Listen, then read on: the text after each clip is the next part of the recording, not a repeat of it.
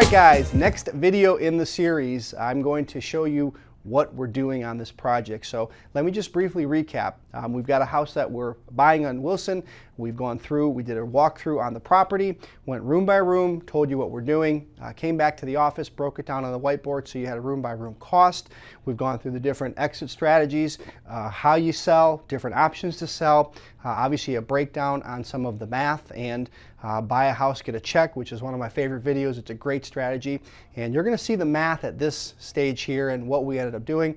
I've got to tell you, on HGTV they make it sound like it's a piece of cake, and it's not. Let me just tell you that. So when you're getting into rehabs, there are ways you can get hurt, and so we want to show you some educational aspects of that, and hopefully you can avoid any sort of pitfalls when you're doing these.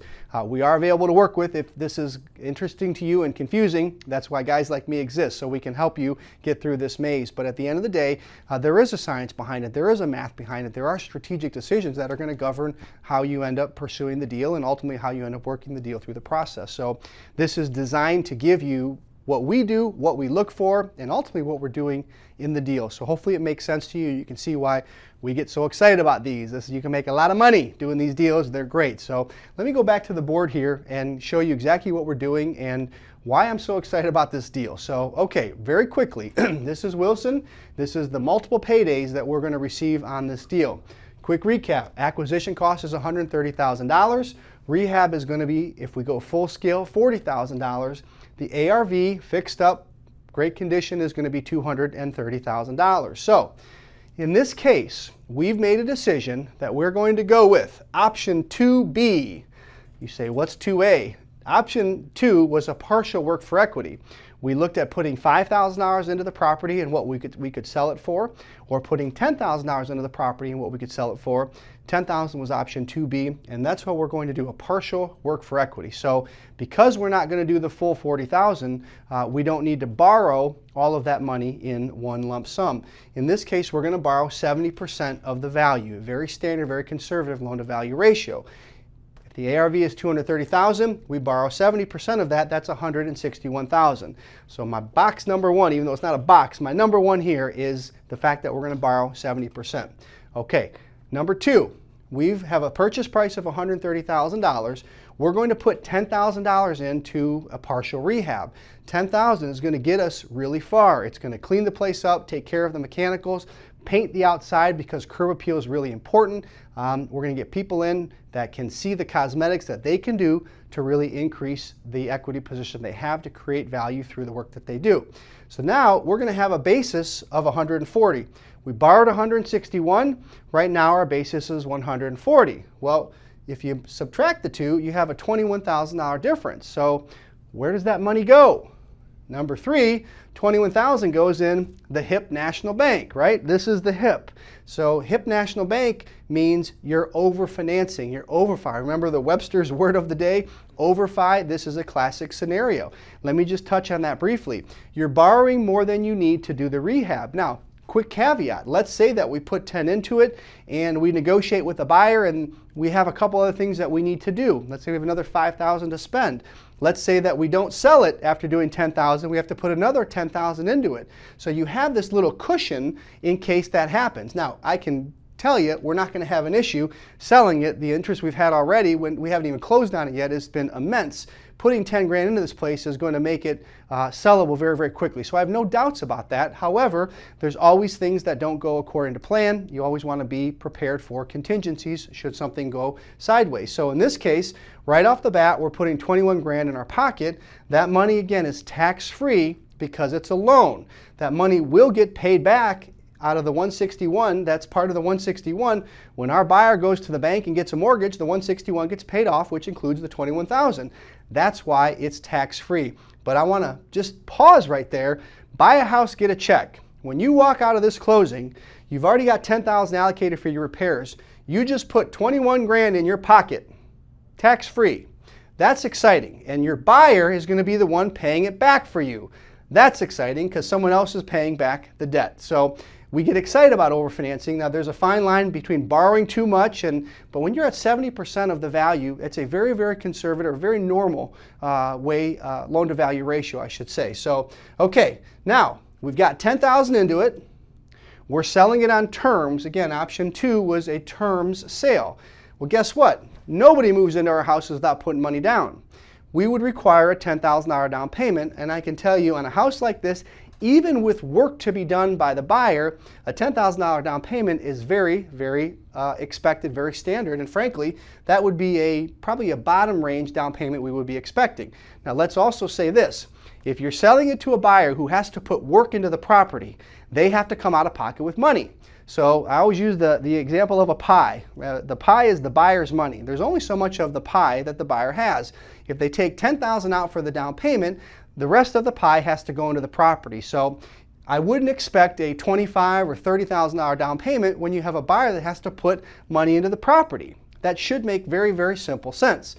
You don't sell it without a down payment. They have to have skin in the game. They have to be committed, and $10,000 is really our minimum number. That's deep enough to where they're not going anywhere, and it also is justified on your part to take the risk in somebody moving into your property and making payments. If you expect or require too high of down payment and they have to do work into the property, you're going to have a tough sell. There's only so much of the pie that can go around. That should make simple and perfect sense. So we have a buyer comes in and gives us $10,000. We already have 20 in our pocket because we spent 10. Well, guess what? We just got 10 back. So now we have 31 in our pocket so far. This is our profit so far, guys. That money is in your bank account at your disposal to do with it what you'd like. So you have 31,000 to the positive so far. That's my fourth. Let's go down to number 5. If you remember in the prior video, we said if we put 10 grand into the property, we could sell it for 200,000. So our sale price is 200,000. We've borrowed 161. So when our buyer goes to the bank and gets a mortgage, we'll pay that 161 off. There's a difference of 39 grand. So our back-end equity spread, our back-end equity kiss as we call it, is another $39,000. Have a nice payday, right? Come on, man, 40 grand on the back. It's a beautiful thing. And again, our buyer is the one that's going to be paying the loan back when they get a mortgage. We're going to take the buyer's loan, pay off our investor, and we're going to keep the difference. It's another 39 grand in our pocket. So if you take the 31,000 that we've already collected and the 39,000 in the back end, it gives you a gross of $70,000. Well, it's a gross because you're going to have expenses. I'm going to get to the cost of money in a second, but you have taxes, insurance, utilities. There's going to be closing costs. There are some things that come up, and so 70 is a gross. It will not be our net number, but that's a heck of a gross. It's not going to get cut down in half. You're going to have some expenses that come out of that, but that's still a real nice profit. Now, number 7 is the cost of the money and or the monthly payment. On this house, we're going to be right around $1,600. We probably will try for a little more, but I'm going to use $1,600 as our number. If it's a 12-month term, 16 times 100 times 12 months is $19,200.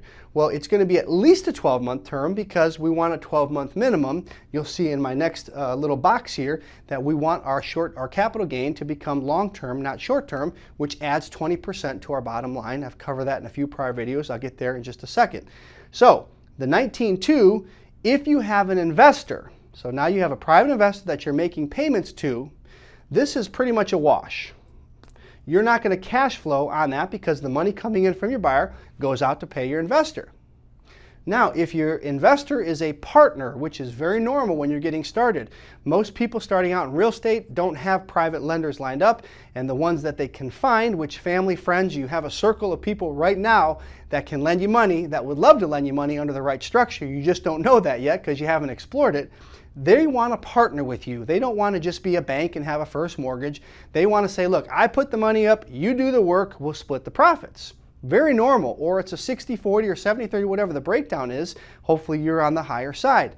If that's the case, if you have a partner, not necessarily just an investor where you're making payments to, that 19.2 goes right into the kitty to get split up. Now you have taxes, you have insurance every month, or at least it's a once a year type scenario, but tax and insurance typically come out of the monthly payment, so whatever that ends up being, you'd subtract it out of the 19.2. But again, if this is all going into the pie or the kitty and you guys are splitting it up, that money is part of the profit. If it's an investor you're making payments, it's going to be a wash. You won't cash flow on it because of the fact that you have a monthly payment. So, and in my final little corner box here, it's the long-term, short-term capital gain.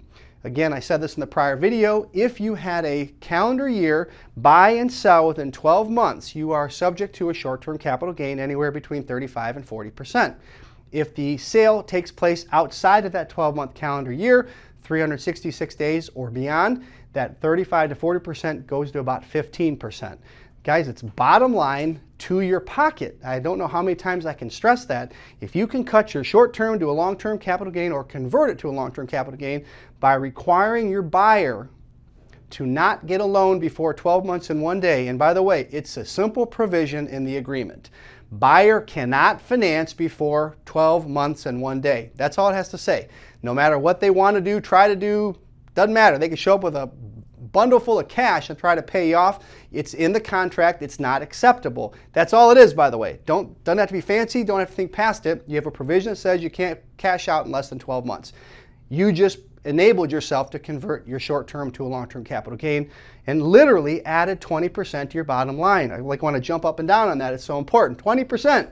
It's a big deal. So, do you see why we're so excited about this deal? Man, 70 grand as a gross. If you have a partner, add another 20 minus some taxes and insurance, call it 15.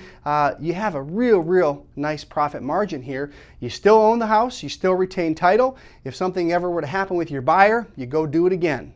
But at the end of the day, what we do here at Little Pink Houses is we specialize in creating homeowners, something we're proud of.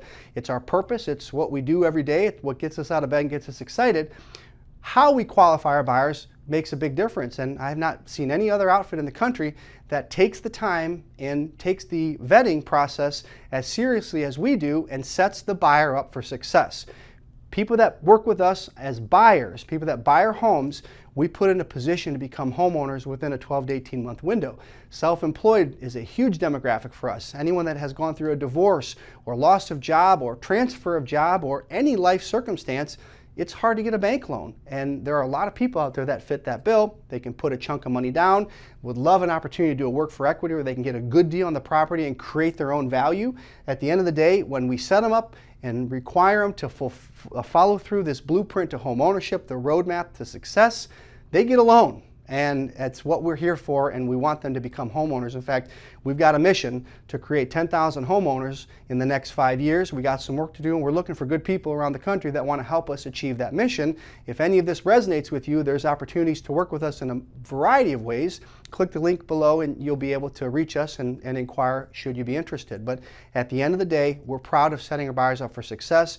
This is a great plan when the buyers cash out. If they don't cash out, it's still a really great plan, but how we do it here hinges or focuses on the buyer cashing out. So this is the strategy we've chosen, the partial work for equity. You can see the multiple paydays, and at the end of the day, we're in a great position because we have a very nice profit margin. We've made some really good money. We retain title to the property. We work with our buyer to get a loan.